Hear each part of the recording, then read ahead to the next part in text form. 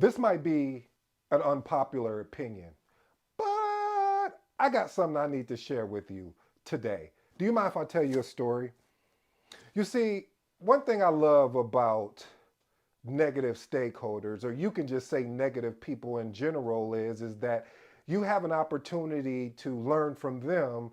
At the same time, if they decide to open up their mind, they can learn from you. You see, recently I just knew I just made it. What do you mean, ED? What you mean you just made it? Well, see, I had a comment left by a gentleman, or I should say a person named Zach, and he said clickbait. I said, ooh, that's harsh, Zach.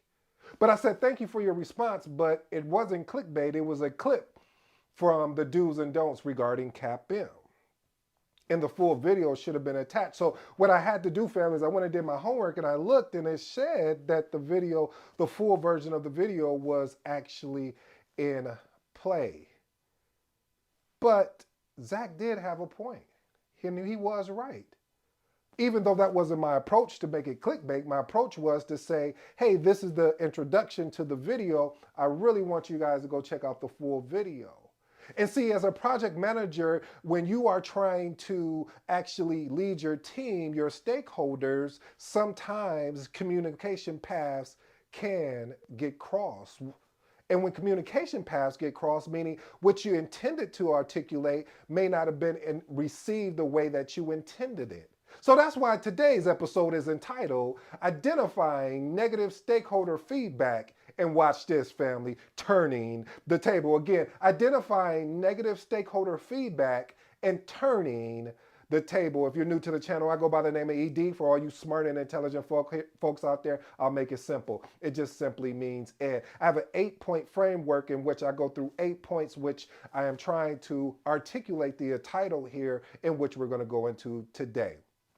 First point, feedback loop enhancement. See, this is a continuous process of improvement, basically by taking real data in real time and giving feedback. Have you ever noticed when you get ready to do your performance appraisals or your performance reviews or anything like that, and it's in like 6 months or 8 months increments. Sometimes it's even a year. And then you're sitting there, you're like, man, I don't even remember these goals or the things that I said that I was going to do performance wise. And it's not in real time. I had a manager, amazing manager. Excuse me, I'm sorry, family. I had an amazing leader. And what this leader would do is every 30 days, we would take the things that we said we were going to do or the things that were asked of us in our performance appraisals, and we would talk about them during our one-on-ones. Hey, ED, where are you at on this particular initiative that aligns? And normally, the projects would really align with whatever the performance goals were. And that way, by the time we got to the 12-month mark, it was easier for us to have a better conversation instead of waiting to the end of the year or every 6 months or 8 months or whatever that frequency is. By talking about it on a monthly basis, that gave us 12 opportunities in order to have a better discussion. And sometimes with your stakeholders, giving them real-time feedback instead of waiting to the end of the project, like we do that sometimes with lessons learned, when we should be doing that throughout the whole project of really having that conversation with our stakeholders. Let's move on to point number 2, stakeholder participation. Listen, if you guys haven't noticed, you know that if you've been following me, one of my 3 biggest favorites are, I'll just tell you. So my favorite is communication, collaboration, and concentration. I don't know why those C's, but no, seriously, collaboration and communication is huge for me. And that's why it's important with stakeholder participation that you ensure that you're involving stakeholders. Stop excluding people because you don't think they can add value and you never even took the time to see if they can add value. Please, family, start doing more of a collaborative approach. If you're seeing one of your stakeholders struggling, see how you can support them, not in a way to try to make them look less than, really attacking their pride in a sense, but really coming out with trying to be that assistance, that guidance that they can need. And most of the time, what you will realize is if you can really remove those impediments or those constantly emails or things like that that is interrupting what they're trying to focus on for you, they will really truly appreciate you more. And I'm going to even give you another one. Having a lot of meetings about the same thing we just discussed a day ago, which is nothing has changed. So having the authority to say, you know what, I'm gonna cancel this meeting. I'm gonna let you get back to doing what you're doing because there's no value here. This is the same information we discussed a day ago or two ago. Now, if something has changed, more definitely you want to ensure that you bring that particular stakeholder on board. Now, this is an interesting one that I thought of methodological, or I should say methodical action. What does that mean, Ed? Now you try to get all smart on us. No, no, no, no, no, no, no. Family, this involves being able to analyze the root causes, not the surface area. I know we do a lot of surface area problem solving, but the root cause, meaning, and then watch this, family, finding actionable strategies in which will allow us to rectify the issues. Sometimes we don't even focus on that, family. We just say, okay, here's an actionable item, and then we just let the person go on about their way instead of being that guidance, being that leader, being someone that is really involved and not just, or my favorite is committed and not really interested. So taking more a methodological or I said methodological, a methodical, I don't know why I always want to say that, a methodological approach to it. It really acknowledge is the feedback from your particular your stakeholder. And in this case, we're talking about negative feedback. How do you handle that? Well, you handle it with, I always say you handle it with care gloves because, again, sometimes you don't know what someone is going through, and maybe there's a disconnect in the information, and we need to ensure that there's a connection. Now, when you connected the information, or as Steve Jobs talked about it, you connected all of the dots, and you're still getting that type of energy. Now, this is a different conversation, what we can talk at another video. Strategic compass. This is point number 4. Listen, it really shines light on having the ability to lay out a strategic, or I should say, having the ability to refine or to really have a transformational aspect of looking at the demand from your stakeholders. Sometimes there's deficiencies with regards to resources, and being able to ensure that you can set your stakeholder up for success by providing the proper resources. Now, here's a caveat on that as well.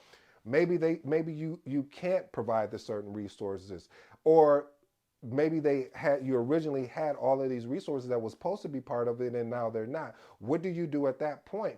This is when you start going to fight for other resources. And when I mean fight, going to negotiate with the leaders of that particular department, or even escalating it up to your leadership path, or through your PMO, whatever that escalation path is of what you guys decided on within your communication plan. But it's definitely important, though, family, that being able to have a compass or strategic compass, it really allows you to put systems and processes in place to really have a successful project and dealing with a negative stakeholder. Point number 5, catalyst of improvement, or I should say catalyst for improvement.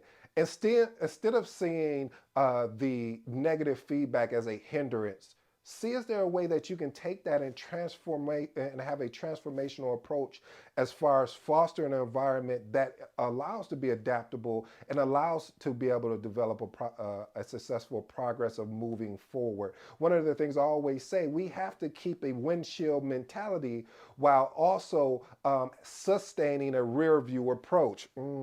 What I'm saying there, family, is that we have to always continue looking forward, but we look in the rearview mirror just for a quick moment to see what happened behind us. What are the things we could have done better? And then taking that information and applying it in a forward approach. So being adaptable within your project, even if it's a predictive type project, which is basically what I'm saying is a waterfall project. If it's just not working, well, that's why they have a process in place, what we call the change management board, and go through the change management and document it. And you'll be surprised, one of the techniques, man, I'm giving you a good gem here. One of the techniques I used to leverage and still leverage to this day, someone comes up with a particular solution or proposes a particular solution.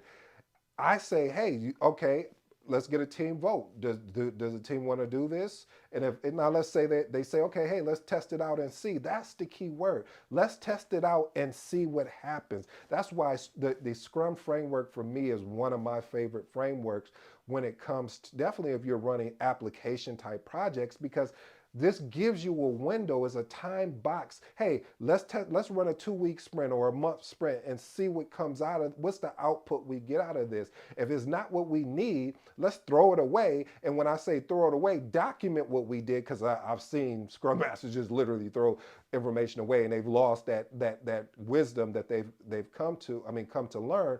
But document, like, okay, that didn't work, let's test it again. And having that ability to have, as we're talking about for point number 5, a catalyst for improvement. You're always wanting to look ways to improve your projects as you're leading them and dealing with a negative stakeholder. Point number 6, a diverse origins. What does that mean? That's a good question. See, this truly addresses the ability to collect feedback in a diverse way.